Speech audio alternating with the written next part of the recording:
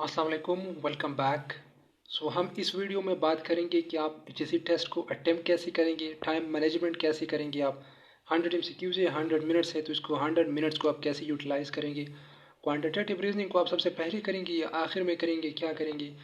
और टेस्ट के जो पेजेस होते हैं, फॉर एग्जांपल ये एमसीक्यू है, इस तरह ये पेज नंबर 2 है, 3 है, 4 है, इस तरह आपके एग्जांपल के लिए मैंने यहाँ पर लिखा है।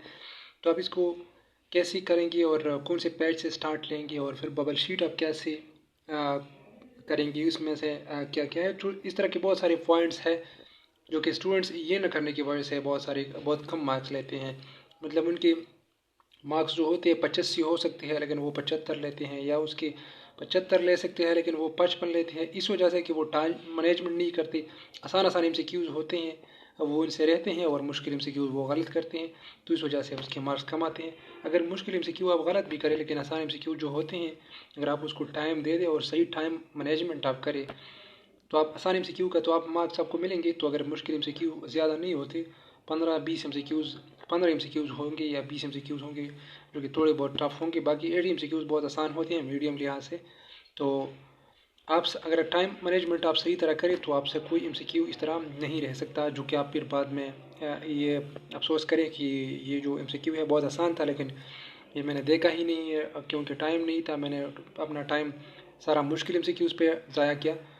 तो इससे बचने के लिए मैं आपको ये बताता हूँ। अभी ये वीडियो आप कंप्लीट देखिए तो आपको बहुत फ़ायदा होगा। लेकिन सबसे पहले मैं आपको बताऊँ कि फाइनल एचएससी मॉडल टेस्ट जो है हमारा, वो कल है इंशाल्लाह संडे को, जिसका फीस है 150 रुपये, सिर्फ 150 रुपये हैं आप लोगों के लिए। और इसमें बहुत सारी चीज़ें आप सीखेंगे कि क्या क्या करना है। 19 तारीख को भी हमारा टेस्ट था। 19 तारीख का जो टॉपर्स थे उन्होंने 90 मार्क्स ली थी। आयशा ने 89 मार्क्स ली थी, राहत ने और 88 मार्क्स ली थी, जैनब ने। ये टॉप 3 थी हमारे, जो बहुत अच्छी स्टूडेंट्स हैं, बहुत अच्छा काम किया है, एक मंथ से लगे हुए हैं हमारे एकेडमी में है, तो बहुत कुछ सीखा। तो आप कर सकते हैं इसी नंबर पे, आप इसी पैसा करें 150 रुपये, और इसी नंबर पे व्हाट्सअप स्क्रीनशॉट करें तो आपको हम ऐड करेंगे। कल 8 PM को इंशाल्लाह हमारा टेस्ट होगा। फिर इसके बाद हम वीडियो डिस्कशन भी अपलोड करेंगे, हर एक एमसीक्यू का आपको कंप्लीट एक्सप्लेनेशन मिलेगा, जिस तरह की 19 फरवरी का था। तो अब हम बात करते हैं यहाँ पर कि आप अटेम्प्ट कैसे करें टेस्ट को। तो आप मेरी बातों को एक 1 बाय 1 सही तरह सुनिए कि आपको समझ आ जाए। फॉर एग्ज़ाम्पल अभी मैंने टेस्ट स्टार्ट किया, ये एमसीक्यू नंबर 1 है। यहाँ पर अगर फॉर एग्ज़ाम्पल बायो है तो मैं बायो से स्टार्ट लूँगा, या अगर मैथ्स है, क्वांटिटेटिव रीजनिंग है, तो मैं क्वांटिटेटिव रीजनिंग से स्टार्ट लूँगा। हमेशा के लिए आप नंबर 1 से स्टार्ट ले रहे तो अच्छा होगा, क्योंकि फिर आप टाइम मैनेजमेंट सही तरह नहीं कर सकते। अगर आप फॉर एग्ज़ाम्पल यहाँ पर क्वांटिटेटिव रीजनिंग है, ये मेरा वीक है, इतना ज़्यादा स्ट्रांग नहीं है, और यहाँ पर भी क्वांटिटेटिव रीजनिंग है, यहाँ पर बायो है, तो मैं बायो में आया, यहाँ पर बायो में लगा, फिर बायो के बाद केमिस्ट्री किया और फिज़िक्स किया, फिर वापस फिर वर्बल रीजनिंग किया, फिर वापस यहाँ पर आया। तो इस तरह के टाइम बिल्कुल ख़त्म होगा अगर यहाँ पर मैं आता हूँ तो, क्योंकि जो या इसके लिए टाइम बहुत कम बचेगा, 20 मिनट बचेगी आपके साथ। या क्योंकि ये भी एमसीक्यूज़ अगर आप यहाँ आपने बिल्कुल यहाँ पर इग्नोर किया तो ये एमसीक्यूज़ भी आपसे टाइम ले सकते हैं, क्योंकि आप पर ये भी बोझ होगा कि मैंने तो बहुत सारे एमसीक्यूज़ 32 एमसीक्यूज़ यहाँ से हैं जो कि मैंने वो छोड़े हैं। तो आप पर ये बोझ होगा, उस बोझ की वजह से आप यहाँ पर भी सही तरह फोकस नहीं करेंगे, और इस वजह से आपको बिल्कुल कम टाइम उसके लिए मिलेगा। ये 32 एमसीक्यूज़ है, अगर आप ये अटैम्प्ट नहीं करेंगे तो आपने फॉर एग्जांपल आपने पेपर जो किया वो 70 एमसीक्यूज़ का फिर किया, तो आपका अगर मैक्सिमम मार्क्स भी आते हैं तो उसमें से बहुत सारी गलतियाँ भी होंगी वर्बल रीजनिंग में, तो आप बिल्कुल टेस्ट पास ही करेंगे, बाकी इतने ज़्यादा मार्क्स नहीं ले सकते। तो सबसे पहला चीज़ वो क्या है जो कि आप करें तो आप आसानी से कर सकते हैं। आप सबसे पहले एमसीक्यू नंबर 1 से स्टार्ट लेंगे और इसी तरह ही जाएंगे, किसी चीज़ को आप नहीं छोड़ेंगे। इसका मतलब ये नहीं है कि आप बिल्कुल किसी चीज़ को नहीं छोड़ेंगे। फॉर एग्जांपल एमसीक्यू नंबर 1 आपने किया, सही था। दूसरा एमसीक्यू आपने किया था, वो भी सही है। तीसरा एमसीक्यूज़ आपको थोड़ा कन्फ्यूजन है, लेकिन इतना कन्फ्यूजन भी नहीं है कि आपने चार ऑप्शन के बारे में बिल्कुल पता ही नहीं है। तो अगर आपको 3 ऑप्शन में से मतलब दो ऑप्शन में से आपको कोई एक करेक्ट लग सकता है, तो आप इसके बारे में श्योर है, बाकी थोड़ा कंफ्यूज है लेकिन 2 ऑप्शन में कंफ्यूज है, तो उसको वही उसी टाइम पर करो। और जो ऑप्शन आपको सही देखने लगा तो वही करो। जो एमसीक्यू आपको बिल्कुल समझ ही नहीं आ रहा, फॉर एग्जांपल ये 4 नंबर एमसीक्यू है, ये बिल्कुल मुझे समझ ही नहीं आ रहा है कि इसका मतलब क्या है, तो ये आप छोड़े। इस तरह एक एक एमसीक्यू छोड़े। फॉर एग्जांपल इस पेज में आपने 3 एमसीक्यूज़ को छोड़ी, इस पेज में आपने 4 एमसीक्यू को छोड़ी, फिर आपने यहाँ पर 5 एमसीक्यू, 5 से ज़्यादा न छोड़े किसी भी पेज में। मतलब कि अगर आप 100 तक जाए तो आपसे कम से कम 15 MCQs इस तरह है या 20 MCQs मैक्सिमम हो जो कि आप न कर सके, बाकी 8 MCQs आपने की होगी, मतलब टाइम भी आपने यूटिलाइज़ किया होगा, लेकिन जो 15 या 20 MCQs है सिर्फ वो आपसे बाकी रहनी चाहिए। इस तरह नहीं है कि आपने 50% पहली राउंड में किया, फिर 50% आपने दूसरी राउंड में किया, तो फिर आप दूसरी राउंड में टाइम आपके लिए कम होगा, क्योंकि फर्स्ट राउंड टाइम भी ज़्यादा लेते हैं और फिर यहाँ पर बबल शीट में आपको प्रॉब्लम होगा, अगर क्योंकि यहाँ पर आपने ढूंढनी होंगी फिर वो क्वेश्चन कि यहाँ पर मैंने 1 भी किया, 2 भी किया, 4 नंबर मैंने नहीं किया, फिर आपने 6 किया नहीं किया, तो यहाँ पर फिर आपसे ये भी ज़्यादा से ज़्यादा टाइम ज़ाया करेगा। तो इस तरह आप ना करें। यहाँ पर अगर थोड़े बहुत कन्फ्यूजन है आप में, थोड़ा बहुत कन्फ्यूजन है तो उसी उसी क्वेश्चन पर उसी टाइम पे थोड़ा सोचिए, उसको इस तरह ना करने के बाद में मैं आऊँगा और इस क्वेश्चन पर बाद में सोचूंगा कि अगर ये 2 ऑप्शन है, ऑप्शन ए और बी तो बिल्कुल नहीं हो सकते, लेकिन सी और डी में मेरा कन्फ्यूजन है, तो बस कन्फ्यूजन है उसी टाइम आप सोच लें, क्योंकि इतना ज़्यादा टाइम तो नहीं है, 100 मिनट्स है, तो उसी टाइम आप सोच लें। अगर आपको सी लगता है सी लगा ले, डी लगता है डी लगा ले। तो इस तरह ना करें कि बस आप इसको छोड़े कि बाद में जब मैं आऊँगा तो इसके साथ देखूंगा, बाद में अगर आप आएंगे तो इसके आपके साथ इतना भी टाइम नहीं होगा कि आप सोचें, बस आप डायरेक्ट लगाएंगे, सी लगाएंगे या डी लगाएंगे। अभी आपके साथ टाइम है, MCQ आपने दो दो क्वेश्चन आपने एलिमिनेट किए, मतलब 2 ऑप्शन आपने ऑलरेडी एलिमिनेट की हैं, और तीसरी ऑप्शन एक ऑप्शन और एलिमिनेट करना है, तो आपको आप फाइंड करेंगे कि इसका आंसर क्या है, तो इस वजह से आप यहाँ पर सोचिए और उसका करेक्ट आंसर निकालें और यहाँ पर डालिए। यहाँ पर इसके बारे में मैं अभी कहता हूँ, आपने फ़िलहाल इसके बारे में कुछ नहीं देखना कि बबल शीट्स के साथ आप क्या करेंगे, अभी इसके से खामोश हो जाए, यहाँ पर आ जाए कि आपने ये कैसे करना है। तो यह पेज नंबर 1 है, यहाँ पर फॉर एग्जांपल 15 MCQs यहाँ पर पेज नंबर 1 में है, मैंने 12 की है, 12 में से मुझे 9 कन्फर्म थी बिल्कुल, 3 डाउटफुल थी और 3 बिल्कुल मुझे आ ही नहीं रही। इसी तरह होगा 15 MCQs है, पहला पेज जो होता है ये मैं आपको बताता हूँ कि पहला पेज जिस पेपर का पहला पेज मुश्किल होता है वो टेस्ट बाकी सबसे आसान होता है। आप ये हमेशा के लिए याद रखें कि जो टेस्ट होता है या जो भी पेपर होता है या जो भी होता है, उसका पहला पेज अगर आपको मुश्किल लगता है तो बाकी सारा बहुत आसान होगा। ये आप ट्राई करें कि बाकी सारे बहुत आसान होगा अगर पहला पेज मुश्किल है। तो आपके जहन में जब ये आ जाए कि बाकी सारा आसान है तो बाकी आसार आपको सीरियल में भी आसान ही लगेगा। ये जहाँ पर मैंने अप्लाई किया है तो बिल्कुल ठीक है। जिन स्टूडेंट को मैंने बताया है कि आप जहाँ पर भी आपको पहला पेज मुश्किल लगी तो बाकी सारा आसान होगा, तो वो भी कहते हैं कि बिल्कुल अगर मुझे पहला पेज जहाँ पर मुश्किल लगा बाकी सारी आसान लगी है, तो आप ये ट्राई करिए, पहला पेज जितना मुश्किल होगा बाकी सारे इतने आसान होंगे। तो आपने फॉर एग्जांपल इस पेज में 15 MCQs है, इसमें से मैंने 12 की है, 12 MCQs के आंसर मैंने की है, जिसमें से 9 मुझे बिल्कुल कंफर्म आती थी, 3 जो है वो मैं थोड़ा कंफ्यूज था कि मतलब ए है ऑप्शन या बी है, सी और डी तो नहीं हो सकती लेकिन ए है या बी है, तो इस वजह से मैंने यहाँ पर सी लगाया है, लेकिन कंफर्म नहीं है, तो ये भी ठीक है, आप लगा लें। 3 MCQs इस तरह भी हो सकते हैं कि आप कन्फ्यूजन है लेकिन आपने लगाए हैं, और 3 MCQs आपने बिल्कुल नहीं की क्योंकि वो आपको बिल्कुल समझ नहीं आ रहा उसका। पेज नंबर 1 पे आपने 15 MCQs में से 12 की, अब आएंगे आप और यहाँ पर वो फिल करेंगे।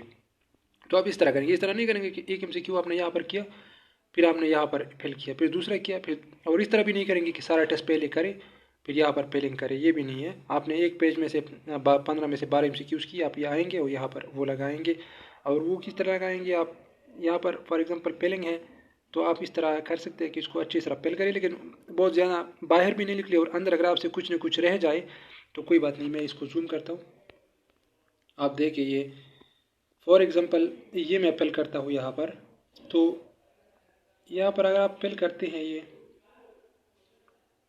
इस तरह फिलिंग करते हैं, ये दायरा तो बिल्कुल ठीक नहीं है, लेकिन अगर फॉर एग्जांपल यहाँ पर मैंने ये चीज़ या ये जगह मैंने मुझसे बच रह गया, तो इसका मतलब ये नहीं है कि यहाँ पर आप कंप्यूटर वो ये साइन नहीं करेगा और यहाँ पर इसका नंबर मुझे नहीं मिलेगा, इसका नंबर मिलेगा।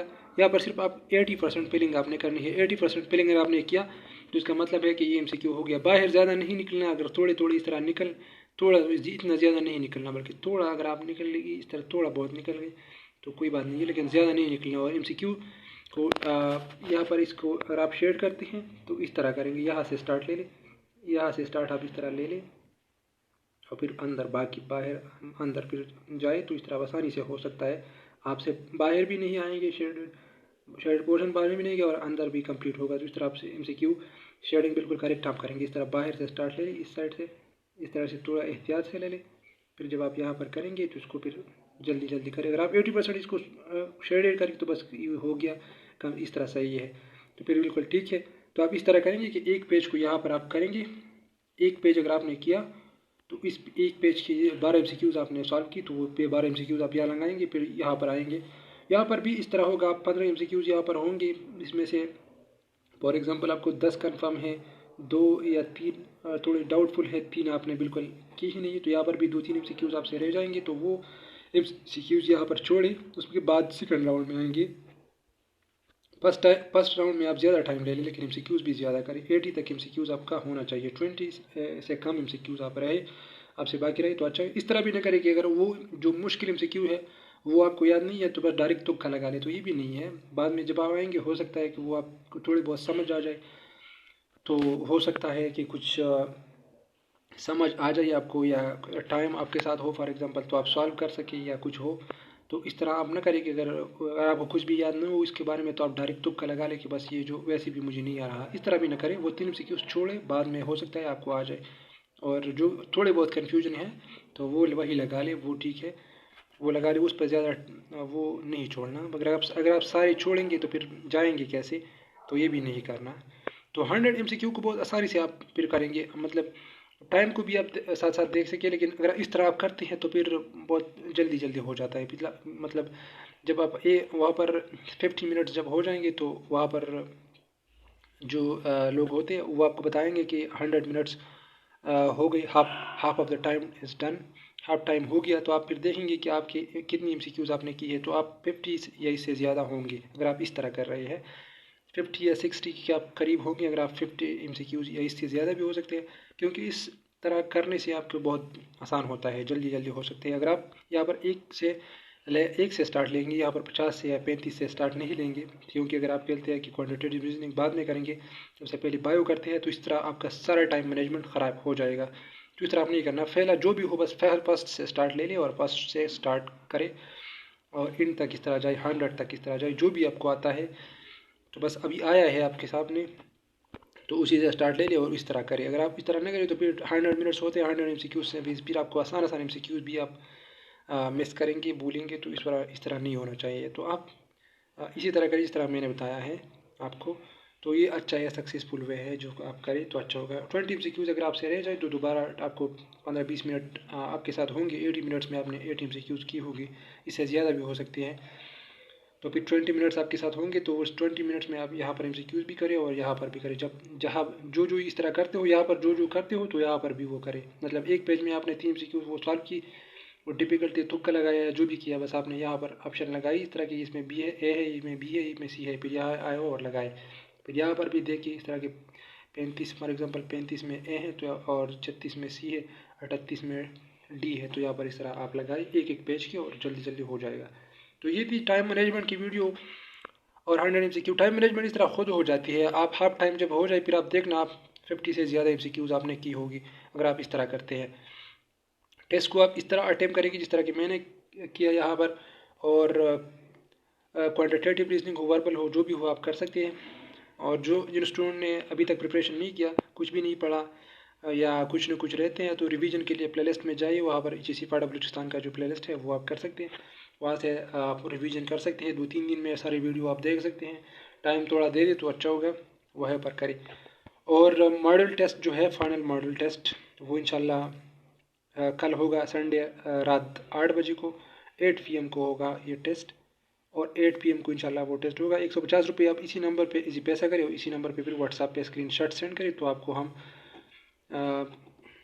ऐड करेंगे अपने ग्रुप में, और फिर आप ज्वाइन कर सकते हैं हमारे सेशन को। आप ज़्यादा मैसेजेस नहीं करना कि मैंने 150 रुपये किए, अब क्या तरीका है, क्या प्रोसीजर है। प्रोसीजर कुछ भी नहीं है, आप इस पर 150 रुपये सेंड करें और व्हाट्सएप मैसेज करें, तो मैं आपको ग्रुप में ऐड करूँगा लेट, और फिर आपको ग्रुप में से सारे इन्फॉर्मेशन मिलेंगे। तो कोई प्रोसीजर और इस तरह नहीं है, क्योंकि आप कहते हैं बार बार पूछ रहे हैं कि क्या प्रोसीजर है, अब क्या प्रोसीजर है, तो प्रोसीजर कोई नहीं है।